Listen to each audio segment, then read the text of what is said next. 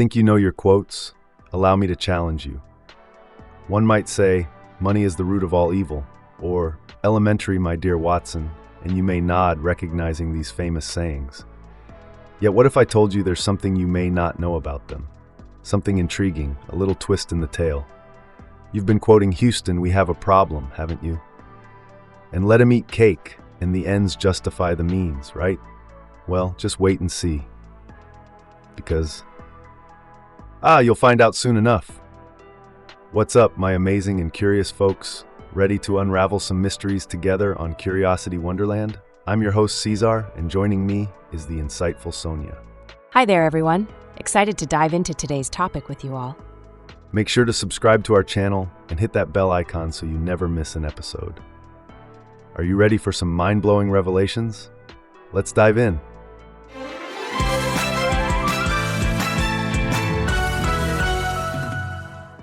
We all love to sprinkle our conversations with famous quotes, don't we? Whether they are wise axioms, celebrity comments, iconic historical statements, or even lines from our favorite TV shows, quotes add a certain flair to our conversations. But have you ever wondered if we're quoting them right? Let's take a well-known example. Money is the root of all evil. This quote is commonly used to comment on the harmful power of wealth. But did you know, this is not the entire quote as it originally stood? The original quote is actually from the Bible, and it goes, "The love of money is the root of all evil." Quite a different tone, isn't it? This quote from the first book of Timothy, chapter 6, verse 10, emphasizes not the money but the excessive desire for it as the root cause of evil. The quote, as per various translations, all point towards the same context, that it's not money itself, but the love and excessive desire for it that can lead people astray. Money in itself is, of course, a means to an end. It's a tool that helps us live a comfortable life, buy a safe home, a reliable car, and everything else we need in the modern age.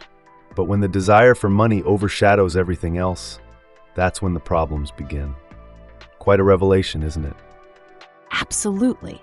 It's fascinating how just a few extra words can drastically change the meaning of a quote. It's a great reminder of the importance of understanding the context before using famous quotes. Moving on to another famous quote that we've been getting all wrong. Are there any Sherlock Holmes fans among our listeners today? You may think you know your Holmes quotes, but let me tell you, we've all been fooled by pop culture. Consider the quote, "Elementary, my dear Watson." It's one of the most famous lines attributed to Sherlock Holmes. But guess what? Sherlock Holmes never actually said that in any of Arthur Conan Doyle's original stories. This quote has been misattributed so much that it was even mistakenly included in Bartlett's familiar quotations in both 1937 and 1948. Talk about a major mix-up. In reality, the iconic quote is broken up into two separate pieces in the original stories. Holmes does indeed say "my dear Watson" in Elementary, but they don't come packed together in one neat quote. Here's how it goes. Holmes observes Watson and deduces his actions, to which Watson responds with, "Excellent." Then Holmes replies, "Elementary." It's a simple case of two phrases being pulled from a conversation and merged into one memorable quote. It's fascinating how such a misquote can stick around in public consciousness, isn't it? I'm just amazed at these unexpected discoveries about these infamous quotes. It's like unwrapping the layers of a mystery. What about you, my audience? Are you as intrigued as I am? Are you enjoying this journey through the world of commonly misquoted phrases? Don't forget to hit that like button if you're enjoying the content.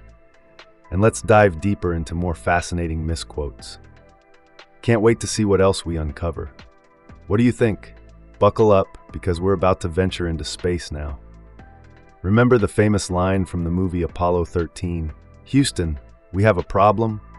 Well, as much as it breaks my heart to say this, that's not exactly how it was said. During the real Apollo 13 mission, there was indeed an issue. On April 14th, 1970, an explosion occurred on the spacecraft as it was approaching the moon. The command module pilot, Jack Swigert, immediately recognized the problem and radioed into NASA's Mission Control Center in Houston, Texas. What he actually said was, "Okay, Houston, we've had a problem here." Did you catch that? The quote is actually in the past tense. "Houston, we've had a problem." Houston initially didn't catch the message and asked him to repeat it. Then Mission Commander Jim Lovell confirmed the situation with the same words and the same past tense. "Ah, Houston, we've had a problem." The movie's version, "Houston, we have a problem," might seem like a minor misquotation, but it changes the whole scenario. In the movie, it's a real-time crisis, with the crew trying to figure out what's happening. In reality, Swigert and Lovell had to work backward through a technical checklist to figure out what had already gone wrong. What do you think? Isn't it fascinating how the context of a quote can change the way we perceive it? It's a reminder of how important it is to understand the true origin of these famous words. But hold on to that thought. We're not done yet. We still have many more iconic quotes to debunk. Stay tuned. Let's jump back in time to France and discuss the infamous quote, "Let them eat cake," often attributed to Marie Antoinette. Ah, the classic symbol of the out-of-touch royal class. That's right. The story goes that Marie Antoinette, upon hearing that the peasants had no bread, said, "Let them eat cake." A clear indication of disconnect from the hardships faced by her subjects, right? So she just didn't understand the reality of their situation? Well, here's the twist. It's highly likely that Marie Antoinette never actually said those words. The quote was first recorded in Jean-Jacques Rousseau's Confessions, written in 1765. At that time, Marie Antoinette was only 9 years old and had never even visited France. So it's a case of mistaken attribution? Yes, it seems so. Further investigation by a French writer, Jean-Baptiste Alphonse Carr, found the quote in a book from 1760, even before Rousseau. This would make Marie Antoinette just 5 years old at the time, and highly unlikely to be discussing matters of hunger and poverty.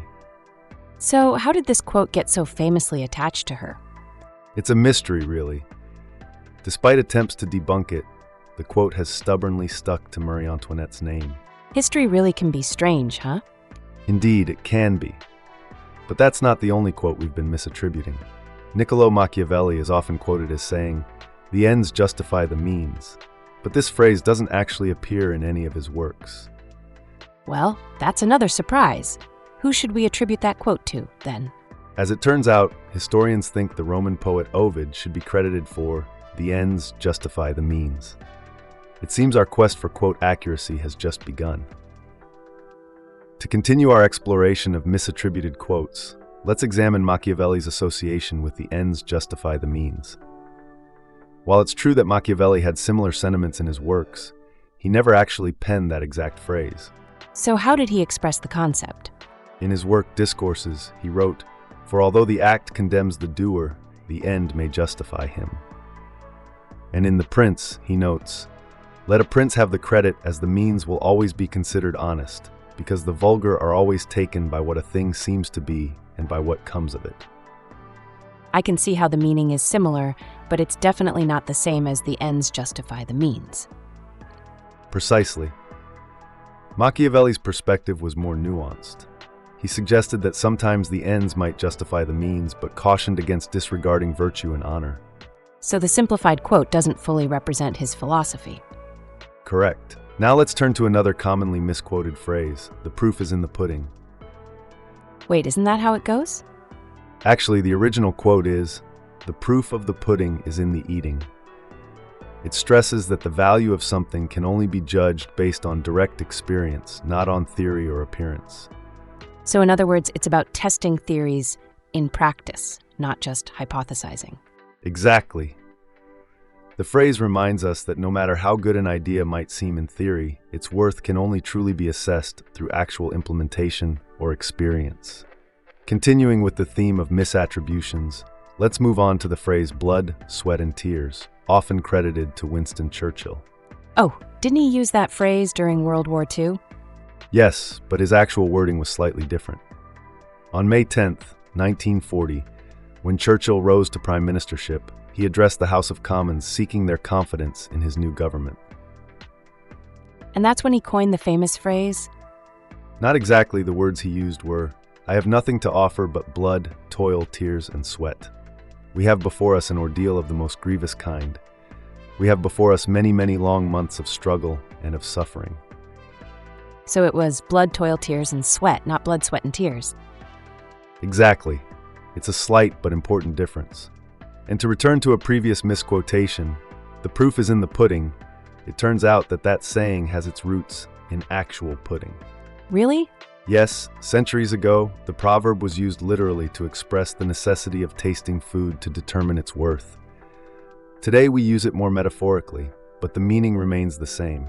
True value can only be judged through direct experience. So, whether it's pudding or projects, the idea is to test it before you judge it. That's right. The proof always lies in the experience. Let's shift gears to another misattributed term, survival of the fittest. This phrase is typically associated with Charles Darwin and his theory of evolution. However, he didn't coin the term. Really? I've always thought it was Darwin. Many do, but it was another biologist named Herbert Spencer who coined the phrase after reading Darwin's On the Origin of Species. In 1864, Spencer published Principles of Biology, where he expanded upon Darwin's theory and applied it to his own economic theories. Interesting. So, how did it come to be associated with Darwin? Well, scientist Alfred Russel Wallace suggested to Darwin that he adopt the phrase to encapsulate the concept of natural selection. Darwin liked the suggestion and used survival of the fittest in his 1868 publication, The Variation of Animals and Plants Under Domestication. He used it again in the 5th edition of On the Origin of Species in 1869. So, it's another case of a phrase being tied to a person simply because they popularized it, not because they originally thought of it. Exactly. This shows us the importance of digging a little deeper when we come across famous quotes or phrases. And speaking of which, have you heard the phrase, "Great minds think alike"? Of course, it's quite common, but I'm guessing there's more to it than meets the eye. Indeed there is, but we'll delve into that in the next segment. We previously talked about the common saying, "Great minds think alike," and there's an interesting twist to it. Turns out the quote has a second half, which goes, "But fools seldom differ." Oh, that paints a very different picture. It certainly does. The complete saying suggests that not only do intelligent people often come to similar conclusions, but so do those who might not think too deeply about things. This full quote started appearing in written form in the 17th century, but it's the shortened version that's most popular today. It's fascinating how these quotes evolve and change over time. Any more examples? Absolutely, one of the most incorrectly attributed phrases is, "God helps those who help themselves." It's often considered a biblical quote, but it's nowhere to be found in the Bible. Really? That's quite surprising because it sounds very biblical. Yes, it does. And adding to the confusion, people have also wrongly cited it as a quote from Benjamin Franklin's Poor Richard's Almanac. However, the first verifiable use of this phrase was in Algernon Sidney's 1698 article, Discourses Concerning Government. It's intriguing how these misattributions gain traction and become popular beliefs. These insights really underline the importance of verifying our sources. Absolutely. It's always beneficial to look a little deeper. And to build further upon this phrase, "God helps those who help themselves," it's actually quite interesting, because while it does mention God, it's not exactly in line with the teachings of the Bible. How so? Well, the Bible has various passages where God offers help to those who are helpless, not necessarily to those who are helping themselves. For instance, there's a verse in Isaiah 25:4 which says, paraphrasing, that you have been a strength to the poor, a support to the needy in his distress, a refuge from the storm, a shade from the heat. So it's more about providing help to those in need than simply aiding those who are proactive. Exactly. There's also Romans 5:6, which notes, again paraphrasing, that Christ died for the ungodly when we were still weak. So it's clear that the saying is more of a secular proverb rather than a biblical teaching. It just goes to show how muddled these things can get over time. It's wonderful how deep we can delve into these familiar sayings to uncover their true origins and meanings. Indeed, it is. It reminds us that the things we take for granted might have much more to them than we initially thought. So we've just taken a fascinating journey through 10 famous quotes that are often misunderstood or misattributed. We've discovered that money is the root of all evil, is actually the condensed version of a quote emphasizing the consequences of greed, and that Sherlock Holmes never said "elementary, my dear Watson" in any of Conan Doyle's stories. And let's not forget the real-time phrase from the Apollo 13 mission, "Houston, we've had a problem," and the still debated, "let them eat cake," attributed to Marie Antoinette. Absolutely. We've also learned that Machiavelli never said, "the ends justify the means."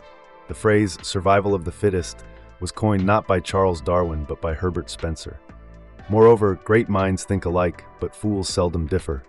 And "God helps those who help themselves" are often not used in their complete and correct forms.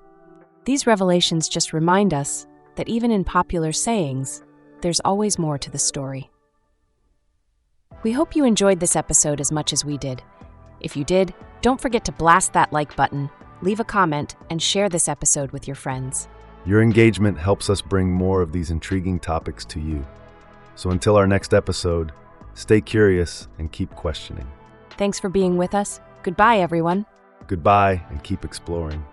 The information we discussed today comes from an article titled 10 Extremely Famous Quotes You've Been Getting All Wrong, written by Selme Angelo, and posted on Listverse on April 5th, 2024. You can find the full URL in the video description if you want to uncover more about these famous misquotes. Now, I'm off.